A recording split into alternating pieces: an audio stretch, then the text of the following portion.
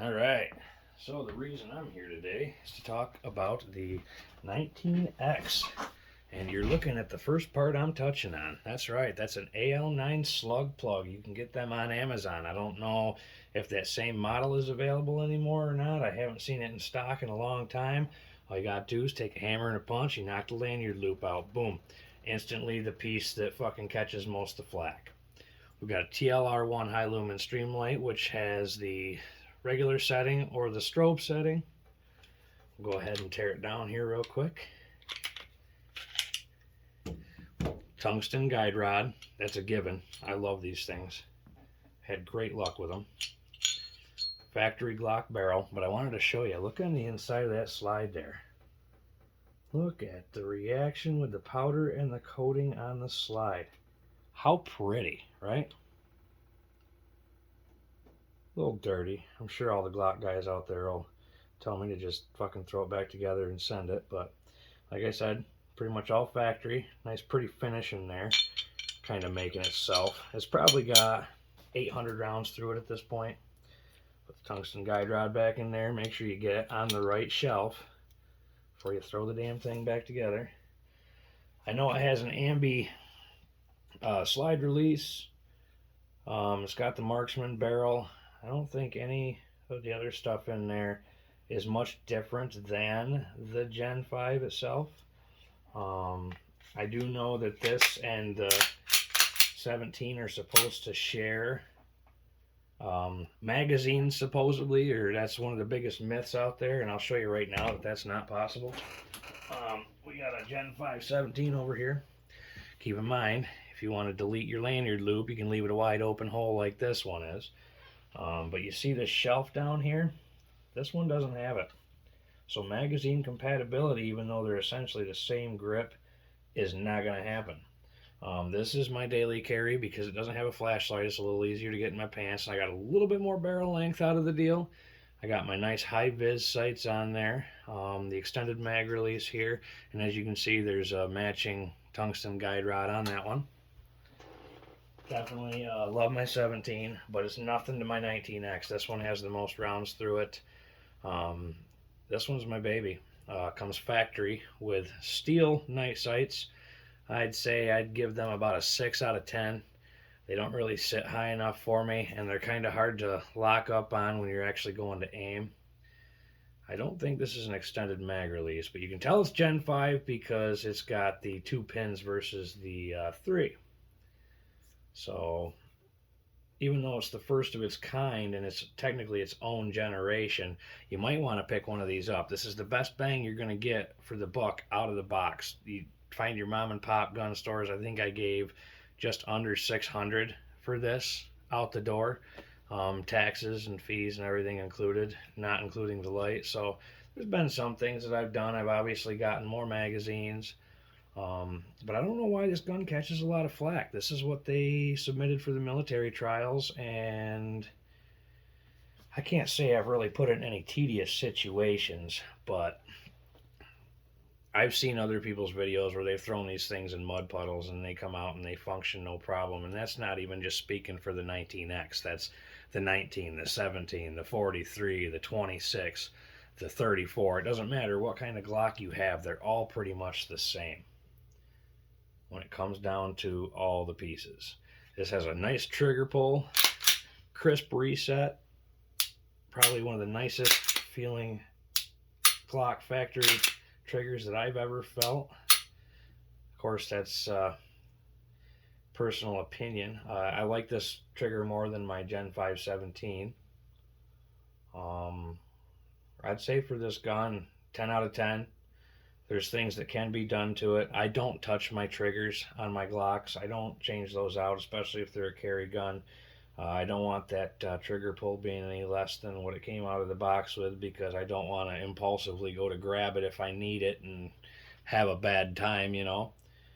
Stress in situations can cause things like that. But yeah, I would definitely say go out and get one of these. I carry it in a Tier 1 Axis Elite holster, appendix. This is my new bedside rig now.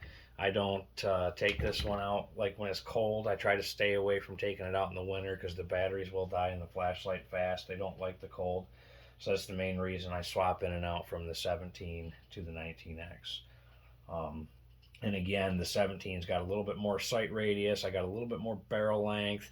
It's something that during the daytime I'm a little bit more accurate with group wise. This one, I definitely would say I can probably shoot effectively at 20 or 25 yards with. The 17, I'm closer to about 30, 35, 40 yards, and I can keep a pretty decent group. And of course, at those distances with a pistol, 10 inches to a foot is a pretty decent group. That's why we make silhouette targets and things that are like that size, because a hit's a hit. Don't let it get you down that you're kind of bouncing all over the board. Bring that target closer to you. Put it 10 feet away. Practice. Keep both eyes open. Lock your sights in. Take your shots. Be effective. The better you are close, the more further you can move the target out. I had an old guy tell me that a long time ago, and that's how I started learning how to shoot, and I've had a really good time with his methods. But aside from that, yeah. Let me know what your qualms are with this gun. I'm anxious to hear it, because one of the major ones I've heard of was the lanyard loop. But other than that, I really haven't heard people make too many complaints about it. I have heard a couple complaints about how people don't like these sights. Of course, a lot of people get mad because there's no MOS fucking holes drilled in it. And I mean, if that's worrisome to you, then just don't buy the damn thing. Go buy one that's designed for that. I don't want to have a red dot. I don't want to have anything extra that I got to pack into a holster. That's why I went to my 17, so I ain't got to deal with that. This is going to be the bedside rig. That's my target identifier in the event that I need it. So, my number one go-to in the house. This one is my number one go-to when I carry, and it's got steel case ammo in it currently because I need to go out and finish taking it through its break-in period. I've never had an issue with this steel case. This is actually Tula, so this is what everybody says is garbage, and it's really not. I've had good luck with it. This thing's been doing pretty good so far. You can see the oil's been moving around there on the barrel from taking it out and shooting it. She don't have a lot of rounds on her. One thing I found weird though is even though these are both Gen 5s, this 17, it just feels to me like the trigger feels more poo-poo to me. I don't know why. I don't know why. Maybe that'll get better with age. But another weird thing about this is when you pull back, keep in mind this is the newer model that doesn't have that cutout that pinches your fucking pinky. So as of 2021, 2022, you can go buy these without that cutout. I don't see people talking about that in their videos. Take your takedown pins here and you pull it, and the slide comes right off. The 19X, you got to slide the slide all the way forward down the rails. That doesn't make a whole lot of sense. But as you can see, this one's not very dirty. This one's not very dirty at all. This one definitely needs to be taken out and shot more. And again, tungsten guide rod. Firm believer in them fuckers. I love them. I see a lot of people are having issues with the ones that are the smaller frame guns. And I don't know how they're having those issues because I don't have them. But then again, I like full-size guns because in the event that I'm going to need it, I want something that I'm going to be able to hold on to. And that's both of these. I mean, these frames are perfect size for my hands. So that's my advice to people that are looking to conceal carry is don't buy the smallest gun you see. The most convenient thing to have on you, because if I have to come out one-handed, I'm going to have a hard time hitting somebody with this. You know what I mean? Like, I'm practiced, but I'm not a professional.